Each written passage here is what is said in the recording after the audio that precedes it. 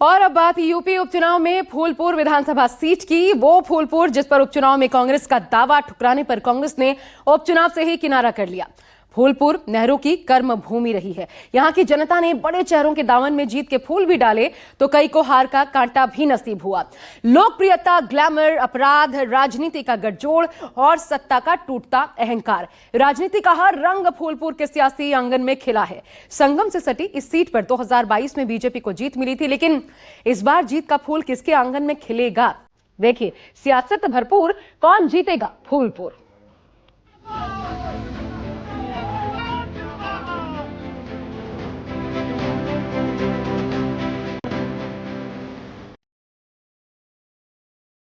समय सीमा के अंदर एक कार्य भी पूरे होंगे और फूलपुर फिर से अपने फूल की तरह कमल का फूल खिलता हुआ यहां दिखाई दे। इनसे उम्मीद करते हैं कि सरकार चलाएंगे, वो बुलडोजर चलाते हैं।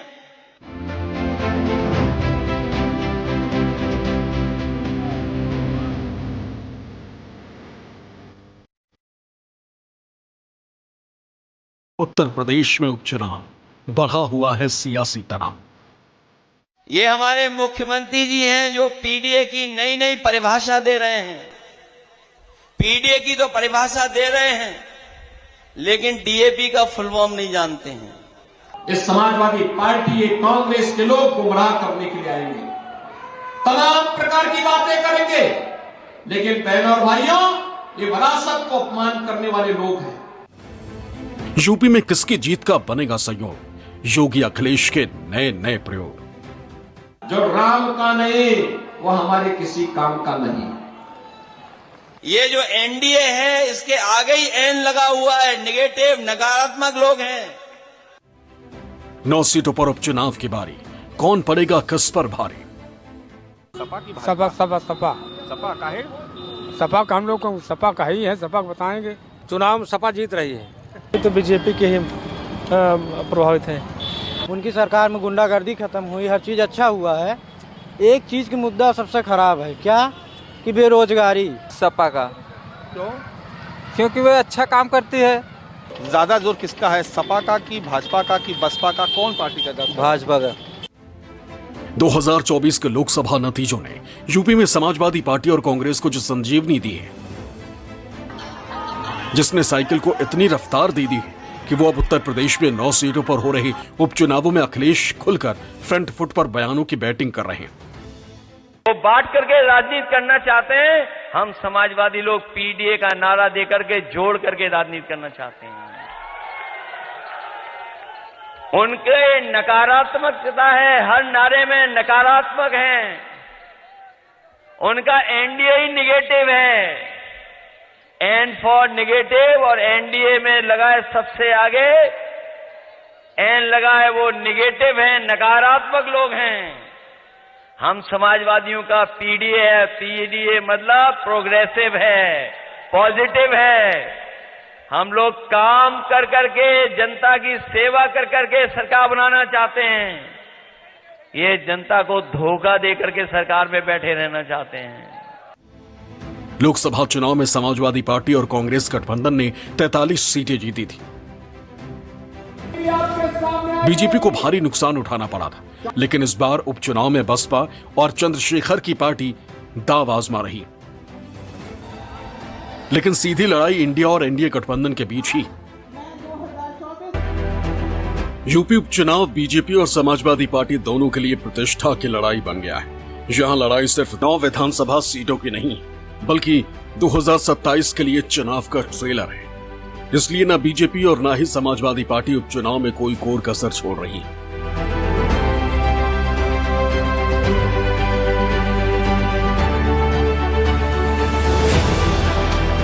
जिन 9 सीटों पर उपचुनाव हो रहे हैं, उनमें से एक सीट फूलपुर भी है। संगम नगरी फूलपुर सीट पर चुनावी तैयारियां जोर पकड़ चुकी हैं। प्रत्याशी अपनी जीत पक्की करने के लिए पूरी ताकत झोंके हुए हैं।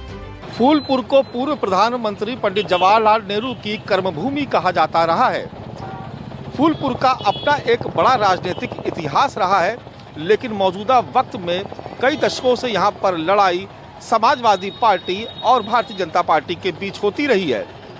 दरअसल यहाँ पर जातीय समीकरण ज्यादा हावी होते हैं। हालांकि मुद्दे यहाँ पर बहुत हैं। आम जनता यहाँ पर सड़क, बिजली, पानी और रोजगार जैसे सवाल उठाती है, लेकिन मतदान आते आते जाति गोलबंदी में उलझी फूलपुर की सियासत उसके पक्ष में चली जाती है, जो इन जाति समीकरणों को ज्यादा सही और सटीक तरीके से साध पाता है। 2024 के उपचुनाव में इस सीट से वैसे तो दर्जन भर उम्मीदवार मैदान में, लेकिन मुख्य मुकाबला बीजेपी और समाजवादी पार्टी के बीच ही माना जा रहा। लेकिन बसपा और आजाद समाज पार्टी भी ताल ठोक रहे। फूलपुर से बीजेपी ने दीपक पटेल पर दांव लगाया, जबकि समाजवादी पार्टी ने मुस्तफा सिद्दीकी को टिकट दिया। बीएसपी भी इस सीट से मैदान में है। बीएसपी ने जितेंद्र कुमार सिंह को टिकट दिया, जबकि कांग्रेस से बगावत करके सुरेश चंद्र यादव निर्दलीय चुनाव लड़ रहे हैं। यूं तो प्रयागराज की फूलपुर विधानसभा सीट पर उपचुनाव होना है। यहां समाजवादी पार्टी और बीजेपी के बीच डायरेक्ट फाइट, लेकिन अब इस सीट पर सियासत गर्मा गई, क्योंकि बीते दिनों सपा की विधायक पूजा पाल फूलपुर में अपने पार्टी के बजाय बीजेपी प्रत्याशी के लिए वोट मांगती नजर आई। उनके इस कदम से क्षेत्र की सियासत गर्मा गई। कौशांबी की चायल विधानसभा सीट से विधायक पूजा पाल खुलकर बीजेपी के समर्थन में आ गई। फूलपुर उपचुनाव में पूजा पाल बीजेपी प्रत्याशी दीपक पटेल के समर्थन में जनसंपर्क कर वोट मांग रही। पूजा पाल उस समय सुर्खियों में आई थी जब उन्होंने राज्यसभा चुनाव में क्रॉस वोटिंग कर बीजेपी को समर्थन दिया था। इसके बाद कई बार वो सीएम योगी आदित्यनाथ और डिप्टी सीएम केशव प्रसाद मौर्य से भी बीच बीच में मुलाकात करती रहीं। सियासी हलकों में पूजा पाल के बीजेपी से नजदीकियों के कयास लगाए जा रहे हैं। लेकिन यूपी में 9 विधानसभा सीटों पर हो रहे विधानसभा उपचुनाव में फूलपुर सीट पर वो खुलकर बीजेपी के समर्थन में उतर आई। 25 जनवरी 2005 को प्रयागराज की पश्चिमी विधानसभा सीट से बसपा के विधायक राजू पाल की दिन दहाड़े गोलियों से भूनकर हत्या कर दी गई थी। पूजा पाल, जो मौजूदा सपा विधायक हैं, वो राजू पाल की ही पत्नी है। उत्तर प्रदेश में योगी सरकार आने के बाद से राजू पाल के हत्या आरोपियों को सजा दिलाने में योगी सरकार ने पूजा पाल की बड़ी मदद की। इसके बाद से पूजा पाल का झुकाव भारतीय जनता पार्टी की तरफ बढ़ने लगा। यही वजह थी कि जब उत्तर प्रदेश में राज्यसभा के चुनाव चल रहे थे तो पूजा पाल ने सपा विधायक होने के बाद भी बीजेपी के प्रत्याशी को वोट किया। और अब जबकि फूलपुर में उपचुनाव हो रहा है, पूजा पाल लगातार भारतीय जनता पार्टी के उम्मीदवार के समर्थन में प्रचार कर रही है, जिससे फूलपुर का सियासी पारा हाई हो गया है।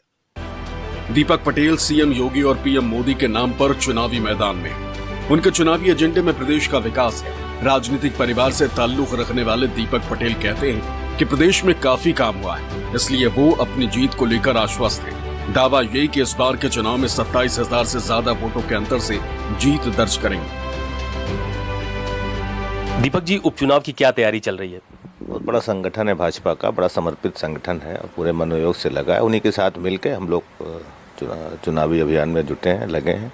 और अभी तो चुनाव आयोग ने एक राहत दे दी कि 1 हफ्ते चुनाव बढ़ा दिया, तब और समय मिल जा रहा है। तो सबके प्रयास है कि हर घर तक पहुंचे, सबके पास तक पहुंचे।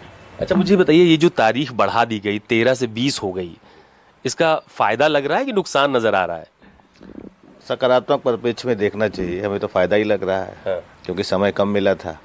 और विधानसभा चुनाव में जनता की अपेक्षा होती है कि प्रत्याशी हमसे मिले, तो अब अभी समय बढ़ गया है तो पूरा हो जाएगा, सबसे मिलना हो पाएगा। दीपक पटेल को यकीन है कि उनकी राजनीतिक पृष्ठभूमि की वजह से फूलपुर उनकी राह में फूल बिछाएगा। दरअसल दीपक पटेल की मां केसरी देवी पटेल 5 बार के जिला पंचायत अध्यक्ष रही और 1 बार फूलपुर लोकसभा से सांसद भी रहे। लेकिन इस बार दीपक पटेल का मुकाबला समाजवादी पार्टी के मुस्तफा सिद्दीकी से है। वर्ष 2022 के विधानसभा चुनाव में भी एसपी ने मुस्तफा सिद्दीकी को ही प्रत्याशी बनाया था। तब उनके सामने बीजेपी के प्रवीण पटेल, बीजेपी प्रत्याशी प्रवीण पटेल तब 2,765 वोटों से जीत गए थे। बीजेपी ने लोकसभा चुनाव में प्रवीण को टिकट दिया और वो सांसद चुने गए। तभी से फूलपुर सीट खाली थी। अब मुस्तफा सिद्दीकी कहते हैं कि पिछले चुनाव में हार जीत का मामूली अंतर था, उसे इस बार वो आसानी से पाट लेंगे। सिद्दीकी जी, क्या तैयारी चल रही है उपचुनाव की? तो यारे हमारे आज 2 साल से चल रही है और इस वक्त थोड़ा ज़्यादा तैयारी चल रही है और पूरी तैयारी के साथ हम चुनाव लड़ रहे हैं और मुझे पूरा विश्वास है कि जनता हमको जिताएगी। तो क्या चुनौती है इस बार फूलपुर सीट पर, आपके सामने क्या नजर आ रहा है? क्योंकि बीजेपी ने भी मजबूत उम्मीदवार दे रखा है वहां से, पिछली बार की चुनाव में भी जो मार्जिन था वो बहुत ज़्यादा नहीं था, तो क्या चुनौती लग रही है? चुनौती तो हमें कोई विशेष नज़र नहीं आ रही, इसलिए कि मैं फूलपुर का मूल निवासी हूँ और फूलहीपुर में पैदा हुआ हूँ।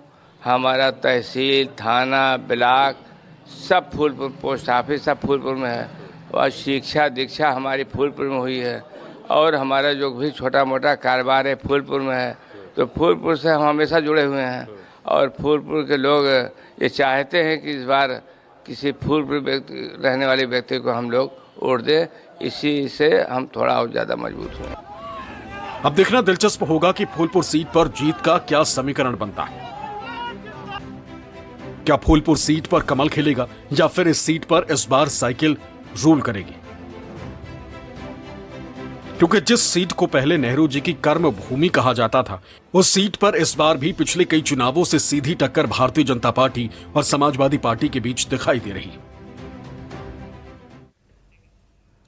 तो दावे दोनों ओर से हैं क्योंकि इस बार लड़ाई आमने सामने की है, यानी बीजेपी वर्सेस समाजवादी पार्टी। ऐसे में फूलपुर का समीकरण क्या है, सबसे पहले तो अब आइए वो आपके सामने हम रखते हैं। कुल मिलाकर के वोटर्स की तादाद देखिए, 4,06,000, दलित 75,000।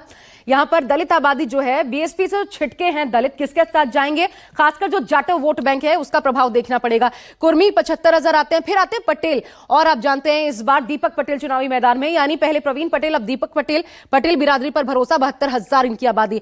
यादव 65,000 की आबादी यहां पर आते हैं। इसके बाद ब्राह्मणों की तादाद जो कि कोर वोट बैंक माना जाता है 50,000। अखिलेश यादव इसमें कितना डेंट लगा पाते हैं, 4,000 कहते हैं वो कि अगड़ों का साथ है, उनका सर्वे ये बताता है कि 4% अगड़े उनके साथ हैं। इसमें भी देखना पड़ेगा क्या इंपैक्ट आता है। मुस्लिम 40,000, निषाद 24,000, वैश्य समाज की बात करें तो यह है 16,000। अब यूं अगर फूलपुर सीट को अगर आप देखें तो इसमें लड़ाई जो है वो कांटे की नजर आती है। आजादी के बाद से ये कांग्रेस का गढ़ रही। 1967 तक कांग्रेस पार्टी का कब्जा रहा इस सीट पर। देश के पहले प्रधानमंत्री जवाहरलाल नेहरू की यह कर्म भूमि भी कही जाती है। लेकिन उसके बाद पिछले 4 चुनाव को देखें तो सपा 2 बार और फिर बीजेपी 2 बार। और पिछले 4 चुनाव के नतीजे किस प्रकार के रहे हम आपको दिखा देते हैं। देखिए कुल मिलाकर के अगर आप इसकी शुरुआत 7 से करते हैं तो 7 और 17 मतलब एक के बाद एक, कुल मिलाकर के 7 और 12 देखिए एक के बाद एक टर्म्स अरुण यादव और सैयद अहमद समाजवादी पार्टी के पास ये सीट रही। लेकिन फिर 17 जब योगी आदित्यनाथ आए तो 17 से 22 ये बीजेपी के पास रहा है। प्रवीण पटेल तब भी जीते थे, प्रवीण पटेल अब भी जीते, अब सांसद बन चुके, तो अब उनकी जगह दीपक पटेल को प्रत्याशी बनाया गया है। यानी बैक टू बैक पिछले 2 चुनाव से लगातार बीजेपी का कमल फूलपुर में खिलता आ रहा है। लेकिन लड़ाई कांटे की मानी जा रही है। चुनावी बिसात किसी चक्रव्यूह से कम नहीं। ऐसा चक्रव्यूह जिसका आकार, प्रकार, रंग रूप पल पल बदलता है। यह इम्तिहान आसान नहीं। 5 माह के बाद ऐसा ही एक चक्रव्यूह प्रयागराज की फूलपुर विधानसभा में तैयार है।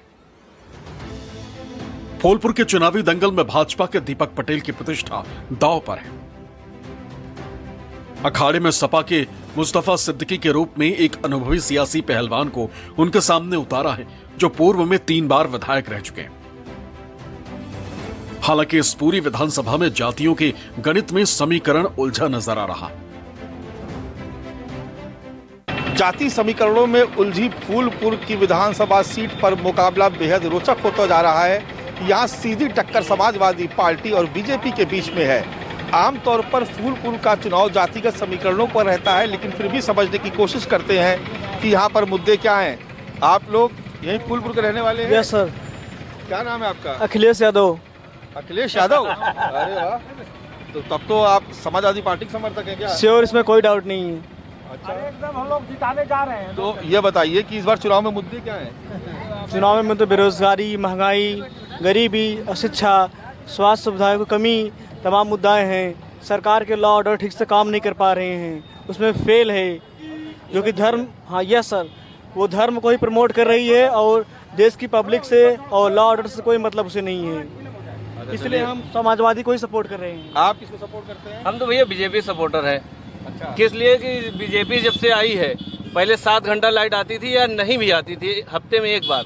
अभी क्या है 22 से 24 घंटा लाइट है, 22 से 24 घंटा लाइट है। रोड जो चलने लायक नहीं थी, लोग मेला करने जाते थे, कुंभ मेला फूलपुर से उतार दिया जाता था, 30 किलोमीटर पैदल जाते थे। आज जो है रोड देख लीजिए आप, इसलिए हर चीज की सुविधा है। कहाँ के हैं? फूलपुर के? फूलपुर के। हाँ, क्या मुद्दा है चुनाव में इस बार? चुनाव में सपा जीत रही है। अच्छा, हाँ, यही मुद्दा है? हाँ, यही मुद्दा है। क्या मुद्दा है? मुद्दा नहीं है। किस मुद्दे पे जिता रहे है? हैं? बेरोजगारी है और क्या है, लील घास साढ़ सब खा जा रहे हैं, खेती जो है आवारा जानवर से परेशान है। बिल्कुल एकदम परेशान है। आप बताइए, आप भी सपा कि बीजेपी? बीजेपी वाले हैं। आप बीजेपी है? फूलपुर की सीट पर हो रहे उपचुनाव का अंदाजा इसी बात से लगाया जा सकता है कि यहां सपा प्रमुख अखिलेश यादव लगातार फूलपुर के दौरे पर हैं। वो फूलपुर सीट पर जीत हासिल करने के लिए पूरी ताकत के साथ चुनाव प्रचार में जुटे हुए हैं। फूलपुर में धुआंधार प्रचार हो रहा है और अखिलेश यादव उनका हेलीकॉप्टर सामने आप देख रहे हैं और अखिलेश यादव देखिए मंच की तरफ बढ़ते हुए जा रहे हैं। फूलपुर के चुनाव प्रचार थमने में बस 2 ही 3 दिन का वक्त बचा है और ऐसे में प्रचार धुआंधार हो रहा है। ये फूलपुर की सीट जहां पर समाजवादी पार्टी पूरी मेहनत कर रही है और यहां पर कार्यकर्ताओं में भारी जोश भरने के लिए खुद अखिलेश यादव भी मैदान में उतर आए हैं और वो खुद मोर्चा संभाल रहे हैं। ये सीट ऐसी है जहां पर हमेशा बीजेपी और समाजवादी पार्टी के बीच कांटे की टक्कर होती रही है। ऐसे में अखिलेश यादव खुद मैदान में उतरे हैं और यहां पर समाजवादी पार्टी के उम्मीदवार को जिताने के लिए कार्यकर्ताओं में जोश भरने पहुंचे हैं। फूलपुर में जगह जगह सपा के कार्यकर्ता नजर आएंगे। उनके साथ में राहुल और अखिलेश के इंडिया गठबंधन वाले पोस्टर और बैनर तो नजर आ ही रहे हैं। साथ ही साथ राहुल और अखिलेश के होर्डिंग्स भी लगे हुए हैं। फूलपुर के उपचुनाव में लड़ाई दरअसल बीजेपी और सपा के बीच ही नहीं बल्कि एनडीए और इंडिया गठबंधन के बीच हो रही है।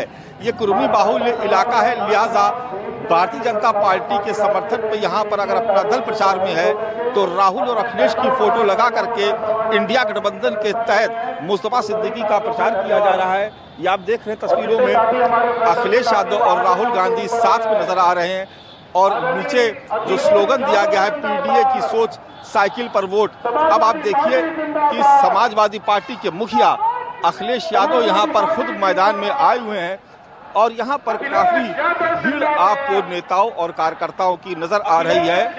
यहाँ पर अगर आपको समाजवादी पार्टी का झंडा अगर दिखता है तो साथ में हाथ का पंजा, यानी ये देखिए ये दोनों झंडे आपको नजर आ रहे हैं।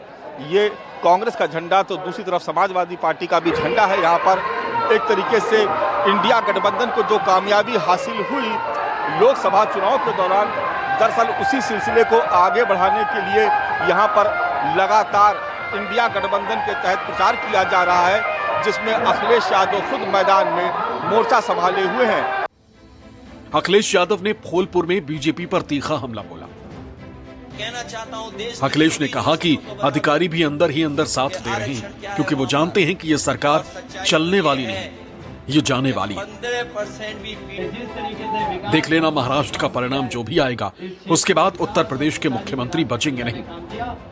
ये गुस्सा जो आजकल सरकार को है वो अपनी कुर्सी बचाने का गुस्सा है, क्योंकि दिल्ली वालों ने तय कर लिया है कि महाराष्ट्र के चुनाव के बाद इनकी कुर्सी बचेगी नहीं,